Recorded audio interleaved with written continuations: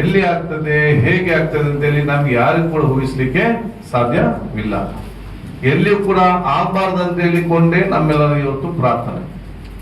ಆದರೆ ಏನಾದ್ರು ಬಹುಶಃ ಇಂಥ ಆ ಘಟನೆ ಪ್ರಕೃತಿ ವಿಕೋಪ ಆದಂತ ಸಂದರ್ಭದಲ್ಲಿ ಆ ಸಂತಸಗೊಳಪಟ್ಟಂತ ಜನಸಾಮಾನ್ಯ ಯಾರಿದ್ದಾರ ಅವ್ರ ಜೊತೆ ಬಹುಶಃ ನಾವು ಖುದ್ದಾಗಿ ನಿಂತು ಅವರ ನೋವನ್ನು ಕಡಿಮೆಗೊಳಿಸಿ ಆ ಕಷ್ಟ ಕಾಲದಲ್ಲಿ ಅವರು ಸೂಕ್ತವಾಗಿ ಸ್ಪಂದಿಸಿ ಅವರಿಗೆ ನೆಮ್ಮದಿಯ ಜೀವನ ಕೊಡುವಂತ ವ್ಯವಸ್ಥೆ ಅದು ಸರ್ಕಾರದ ಮೊದಲ ಆದ್ಯತೆ.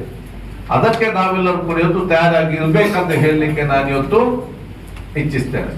ಅದಕ್ಕಾಗಿ ಇವತ್ತು ನಾನು ಮಂತ್ರಿ ಆಗಿರ್ಲಿ, ಶಾಸಕನಾಗಿರ್ಲಿ, ಜಿಲ್ಲಾಧಿಕಾರಿಯಿಂದ ಹಿಡಿದು ತಳಮಟ್ಟದ ಒಂದು ಕಚೇರಿಯ ಡಿ ಗ್ರೂಪ್ ನೌಕರರು, ಸಿಬ್ಬಂದಿ ವರ್ಗದವರು ಕೂಡ ನಾವೆಲ್ಲ ಒಂದು ಕುಟುಂಬದ ರೀತಿಯಲ್ಲಿ ನಮ್ಮ ಕೆಲಸವನ್ನು ನಾವು ಮಾಡ್ಲಿಕ್ಕೆ ನಾವಿವತ್ತು ತಯಾರಾಗಿ ನಾವು ನಿಲ್ಬೇಕು.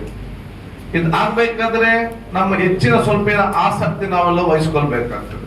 ಹಿಂದೆ ನಾವೇನು ಸ್ವಲ್ಪ ನಮ್ಗೆ ಕೆಲಸ ಕಡಿಮೆ ಇರ್ಬೋದು ಅಥವಾ ಸಮಯಕ್ಕೆ ಅನುಗುಣವಾಗಿರ್ಬೋದು. ಈಗ ಆಗಿಲ್ಲ. ಈಗ 20 ದಿವಸ ರಿಯಲ್ ಟೈಮ್ ಡ್ಯೂಟಿ. ಪ್ರಕೃತಿ ವಿಕೋಪದ ಒಂದು 2-3 ತಿಂಗಳ ಕೆಲಸ ಹೇಗಂತ ಹೇಳಿದ್ರೆ it's real time duty. 24 hours ನಾವೆಲ್ಲ ಕೂಡ ಬಹಳ ಅಲರ್ಟ್ ಆಗಿರುವಂತ ಕೆಲಸ ಇವತ್ತು ಆಗ್ಬೇಕಾಗ್ತದೆ. ನಮ್ಗೆ ಯಾವ ಕಾಲಘಟ್ಟದಲ್ಲಿ ಯಾವ ಫೋನ್ ಏನು ಬರ್ಲಿಕ್ಕೆ ಯಾವ ಸಮಯದಲ್ಲಿ ಕೂಡ ನಾವು ಇವತ್ತು ನಮ್ಗೆ ಬರ್ಬೋದು. ಈ ಒಂದು ಸಂದರ್ಭದಲ್ಲಿ ಇದು ನಮ್ಮೆಲ್ಲ ಸರ್ಕಾರ ಅಧಿಕಾರಿಗಳು ಮತ್ತು ನಾವು ಜನಪ್ರತಿನಿಧಿಗಳು ನಮ್ಮೆಲ್ಲರ ಮೊದಲ ಇವತ್ತು ಆದ್ಯತೆ ಅಂತ ಹೇಳಿಕೊಂಡು ನಾವು ಅತ್ಯಂತ ನಮ್ಮ ಪ್ರಾಮಾಣಿಕ ಒಂದು ಬದ್ಧತೆಯಿಂದ ಕೆಲಸ ನಿರ್ವಹಿಸಲು ನಾವು ನಮ್ಮದೇ ಆದ ಒಂದು ಮನಸ್ಥಿತಿಯನ್ನು ನಾವು ತಯಾರು ಮಾಡಿರ್ಬೇಕಂತ ನಾನು ಇವತ್ತು ಪ್ರಥಮವಾಗಿ ನಾನು ಸೂಚಿಸಲಿಕ್ಕೆ ನಾನು ಇವತ್ತು ಬಯಸ್ತೇನೆ. ಆದ ಕಾರಣ ನಾನು ಅಧಿಕಾರಿಗಳು